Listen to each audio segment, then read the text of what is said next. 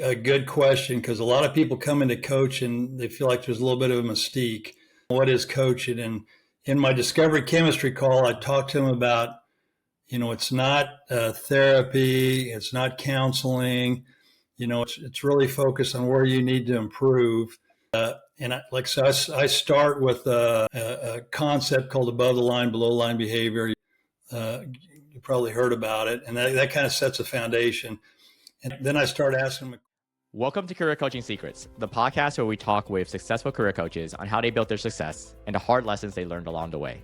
My name is Davis Nguyen, and I'm the founder of Purple Circle, where we help career coaches scale their business to $100,000 years, $100,000 months, and even $100,000 weeks. Before Purple Circle, I've grown several 7- and 8-figure career coaching businesses myself, and have been a consultant at 2 career coaching businesses that are doing over $100 million each. Whether you're an established coach or building your practice for the first time, you'll discover the secrets to elevating your coaching business. Hey everyone, welcome to another episode of Career Coaching Secrets podcast. I'm your host, Rexhen, and today's guest is Kurt Richardson. He is an executive coach, leadership consultant, and operational expert with more than 4 decades of experience guiding leaders and organizations to success. Kurt began his career on the factory floor and worked his way up through senior roles, including VP of our operations and president or general manager in the aviation industry. Today, as the founder of Lighthouse Leadership, he combines that hard-earned experience with formal coaching expertise from Georgetown University to help emerging and seasoned leaders navigate complex business challenges with confidence, integrity, and strategic vision. Through his tailored executive coaching, leadership development, and operations consulting, Kurt supports clients in strengthening their leadership capabilities, driving operational excellence, and achieving lasting and positive change. And it's a pleasure for me to have him on the podcast today. Welcome to the show. Hey, thanks, Rexhen. I'm happy to be here. It's a pleasure for us, Kurt. So, just to get to know the early days of you doing the coaching, what got you inspired to become a coach and then even start your coaching business? So what really inspired me was my father's influence and then my 44 years in aviation. I started on the shop floor. You mentioned that. Worked my way up through president, general manager position in aviation. And along the way, I learned that leadership isn't about titles or authority. It's about how you show up, how you treat people, and whether you're willing to have the hard conversations that help others grow. So my father was influential. He taught me about hard work, loyalty, perseverance, and he modeled what it meant to care deeply for people while still holding them accountable. And I carried these lessons through every leadership role I've had and eventually realized that one of the thing that gave me the most fulfillment was mentoring and developing others. Now, once I retired, I thought, well, I've kind of lost that opportunity because I don't work in a large company. I'm not an executive anymore. And I actually had a conversation with a lady that I used to work for that I had a lot of respect for, that was a retired colonel in the Air Force. And she had went to Georgetown University, went through their leadership coaching certification program and become a certified coach. And she said something that really stuck with me. And she said, Kurt, you would make an excellent coach. And that really stuck with me. And it kind of changed my perspective. I could continue to do what I love. I have a passion for giving back. I can continue to contribute to people, help them develop, and help them grow. So that conversation changed everything. And I applied to Georgetown, where she went to. It's the gold standard in the country on leadership coaching. Went through the program in late 2023. I opened my business in late 2022. And, I started coaching, and I retired out of aviation. So this is what I want to do in my retirement. I want to stay educated. I want to stay challenged. I want to keep giving, and I want to give back to future leaders. So I get to walk alongside people as they step into their potential, and that's incredible, meaningful, and rewarding for me. So it's been almost 3 years since you started your own coaching business, or since you started Lighthouse Leadership, right? Which part of your coaching journey do you find the most rewarding since you started the coaching business? So what I feel most rewarding is just watching people step into their potential. I've had people come in that they're unsure of themselves, they're struggling with confidence, or struggling with navigating difficult leadership situations, and to witness them grow in clarity, courage, and conviction over time never gets old. I think back to my own leadership path. As I said, I started on the shop floor, I held every leadership position, and I had a lot of people that challenged me and helped me grow. And coaching has now given me a chance to help do that with others, whether it's holding up a mirror or creating a space where they can grow without judgment. Whether I'm coaching a CFO of a manufacturing company or a young entrepreneur starting their own pickleball company, it's deeply fulfilling to work beside them and watch them evolve, not just as leaders, but as people. At the end of the day, it's all about impact, helping someone navigate a hard conversation, build confidence, become more assertive, or simply show up more authentically. Those are the moments that keep me coming back. And for me, those are the real rewards of coaching.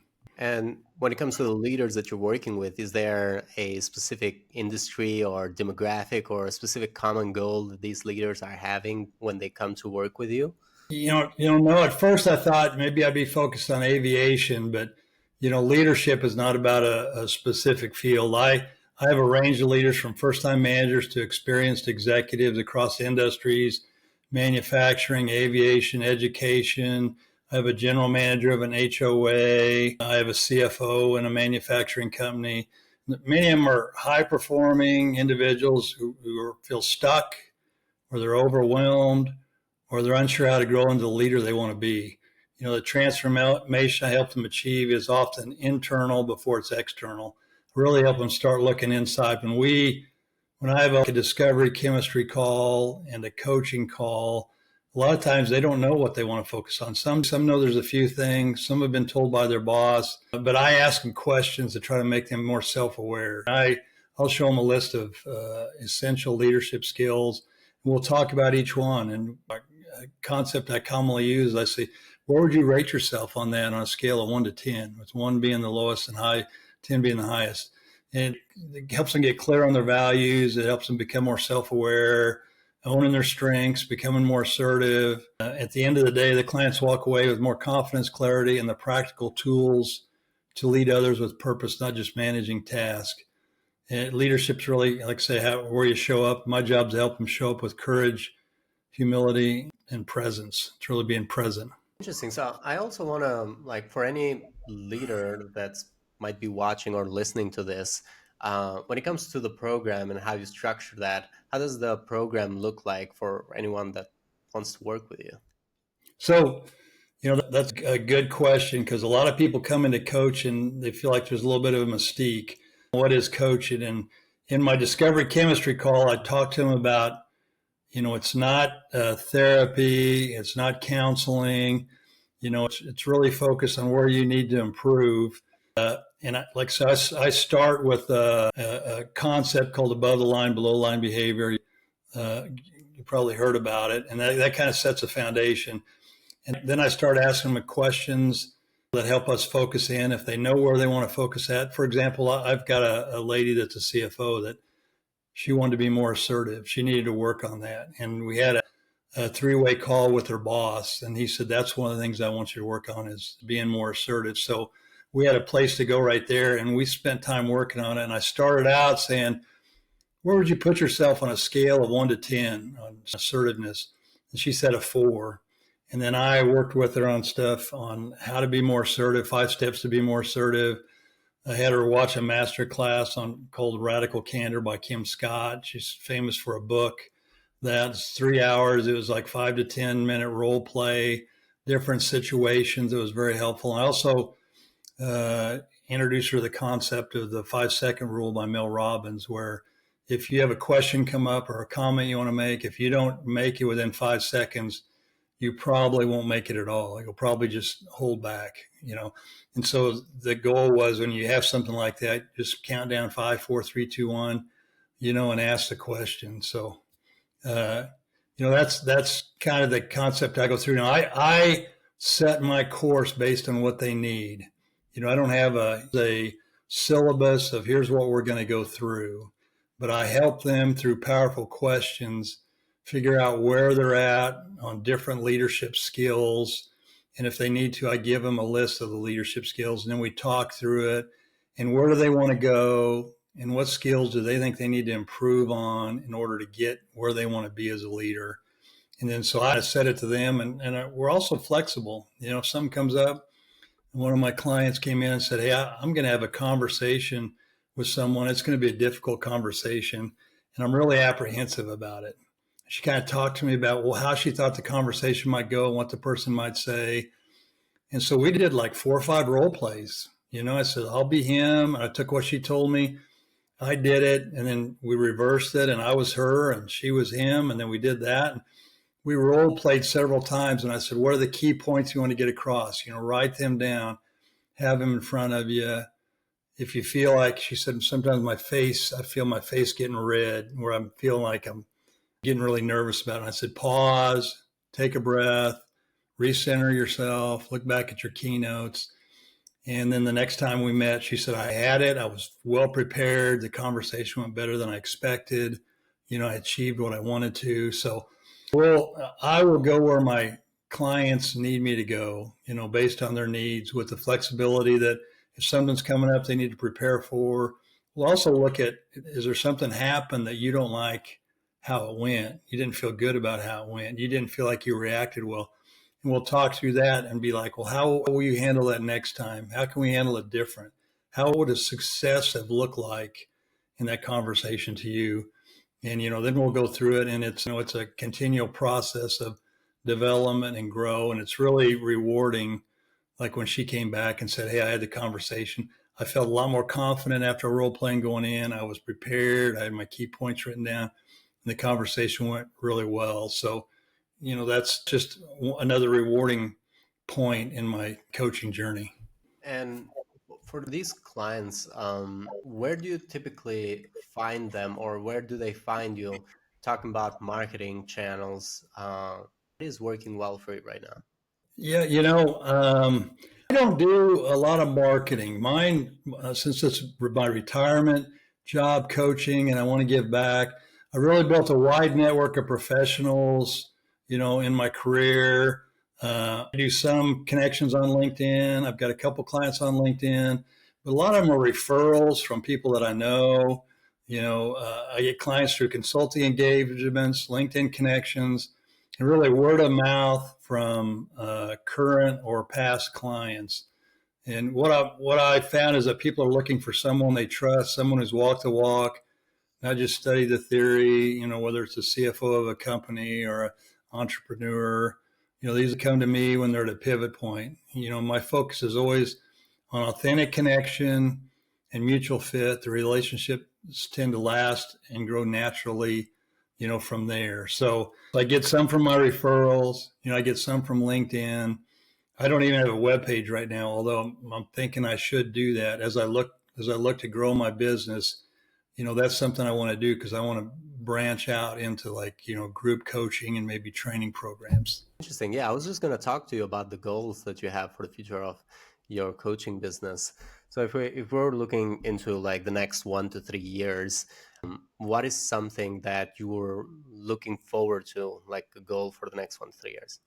So, I want to deepen my impact on leadership and coaching practice.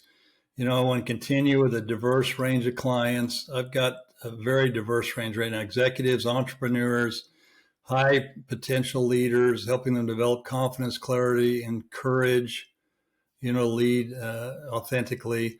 But I'm working to expand my reach through workshops, group coaching, and potentially publishing a collection of leadership articles that are based on experiences I've had or between the clients and the mentors and the coach. Another personal goal is to stay fully present and available for my family. I've got grandkids I adore. I want to model for them what it means to live a life of purpose, service, and integrity. And I'm focused on growing my coaching impact while staying grounded, in the relationships that matter most for me and that add value. Yeah, that makes a lot of sense. And is this something that you are looking to potentially further grow into the future, or you want to keep it at the level where it is? Or do you see that you'll just go with flow as long as it doesn't take more time than it should from your schedule? I would like to grow, but I don't, I only want a certain amount of clients, and I've been real picky about my clients. I want to make sure it's somebody that really is committed to doing the hard work and it's really sincere about wanting to develop as a coach and they want to do the work. That's why in the discovery chemistry calls, that's a chemistry call for both of us. Do I feel good working with them? Do they feel good working with me? For example, if I had somebody that came to me that said, hey, I don't really want to be going through coaching, but my HR department says they're encouraging me to do it, so I'm reaching out to you. Well, that's somebody that's the commitment level is not where I want it to be to coach, so I just declined that offer. But so I've been really picky. I've been at liberty to do that because since I'm retired, this is not the way I make a living. I've got pension and other retirement funds that come to me, so I'm doing this. Stay educated, stay challenged, and to give back. And throughout these 2 years or almost 3 years, has there been any investment that you'd like to share, such as something that you've invested money on that actually made a big difference, or it made a good difference in the business growing? Has there been anything like that? Maybe coaching programs, masterminds, or communities, or anything like that? The biggest thing, of course, that I invested in was going through the Georgetown program. I actually started my leadership coaching program or business in like September 2022, and I got a couple clients right away. And I was doing some leadership coaching with one of them, and I was doing actually some business operations, coaching with another one. And, it was going pretty good, but I wanted to make sure I had my leadership career and everything I'd went through and all the mentoring I'd done. I'd always been strong at mentoring. I felt like that's something that leaders owe for less seasoned or maybe younger leaders coming up or leaders new to a role that we ought to mentor them. And so, I've always, worked on that. And I've had a lot of informal, coaching, mentoring relationships. And, one of my richest bases I've been to is When it comes to like the business so far, what would you say are some challenges that you're trying to work through next, or that you're trying to solve for in the short term right now? Right now I think I'm working on scaling my leadership coaching business without losing the personal, high touch approach, that my clients value. Most of my work has come from referrals, word of mouth, which I'm incredibly grateful for, but I want to be more intentional about expanding my reach, especially, to mid-level leaders and business owners who don't always know that coaching is an option for them. I'm also looking for ways to package some of the tools, and exercise I use in my one-on-one coaching, like values clarification, feedback frameworks or above the line, below the line thinking, into formats that can help people, whether it's through group coaching or workshops or even short form content. I told you how many clients I want to go up to, and then I want to like limit it there. So instead of limited, I'm thinking, how can I get out to more people? It's group coaching, workshops, short form content, but I want to do that without compromising, the depth and trust that's core to my style. So for me, the challenge is how do I grow with purpose while staying true to what makes, the work meaningful in the first place. And you also mentioned Georgetown as an investment. For anyone, like any leadership coach that is listening to this, you mentioned that was very valuable for you. In terms of like how big of an investment that was, is it possible to share for anyone watching, or is that something that Georgetown does not allow? I don't know if Georgetown would allow that or not. I don't know if I want to mention or not. I'll be glad to tell you offline if there's somebody that calls you and wants to share it. But, I have people, ask me, hey, you're retired. Why are you going back to school?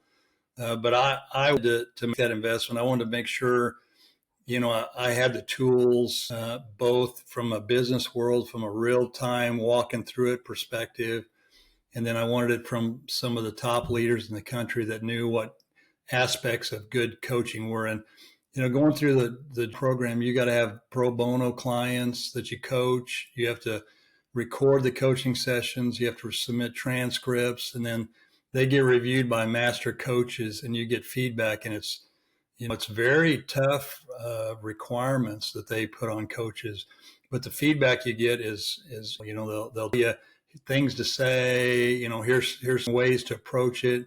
Here's some things we think you could do better. And it was such a great growth opportunity. And people could look it up. It was around $15,000. I don't know. And the reason I feel comfortable saying around that is you could go on the Georgetown University website and you could look up the program, and it's public knowledge. And that was 3 years ago. I mean, it may have went up, since then, maybe a little higher. I don't know. But you go on the Georgetown University website and you could go to that program, leadership certificate, click on it, and it'll tell you how much it is. It's public knowledge. Thank you so much for sharing that. I just want to make sure that we share for anyone who would be interested in that. So it's been great so far. I wanted to ask you, is there any final advice you'd like to give to any coach who is trying to further scale their impact, any leadership coach who wants to scale their impact? Yeah, I say, don't try to scale before you go deep. Focus first on becoming the kind of coach that creates meaningful, transformation, one conversation at a time. And practically scaling impact, means three things. It means leveraging relationships. I built my business through word of mouth, referrals, and staying deeply connected to people I worked with over a 44-year leadership career. Second thing is, say yes to visibility. It's podcasts like these. I've done speaking opportunities, thoughtful LinkedIn posts, have helped me share what I believe without being salesy. And then, third is like being generous with tools and insights. I'm very open sharing. I do a free discovery call, a free coaching call, whether it's a book recommendation or I've got a laminated poem I've carried in my wallet for 50 years. I carry 4 or 5 copies in it. When I find somebody that I feel like could get value in that, I share it with them. I want people to walk away with something that makes them think differently. And, lastly, staying anchored to your why. For me, it's about giving back and helping the next generation of leaders be the light in their organization. My name of my company is Lighthouse Leadership, and kind of my motto is be the light. And the reason I chose that is because when sailors are out at sea, once they see the lighthouse and are headed back home, it gives them a big boost of, optimism, and they feel, oh, we're almost home. And so I want leaders to be the light, for their people, in tough times, be the positive encouragement for them. And, if you stay grounded in service, your impact will follow. Thank you. Thank you so much, Kurt. It's been a pleasure having you on the podcast. For anyone who wants to reach out to you or connect with you, they can go into LinkedIn, Kurt Richardson. They'll be able to find you there. They can also find your email there. Is there any other way that people could reach out to you and talk to you? Yeah, that's my email. My email is kurtwaynericardson@yahoo.com. And then LinkedIn, it's Kurt Richardson, MBA. And, just send me a note. I'd be happy to, have a conversation with them. Thank you. Thank you so much, Kurt. That's it for this episode of Career Coaching Secrets. If you enjoyed this conversation, you can subscribe on YouTube, Spotify, Apple Podcasts, or wherever you're listening to this episode to catch future episodes.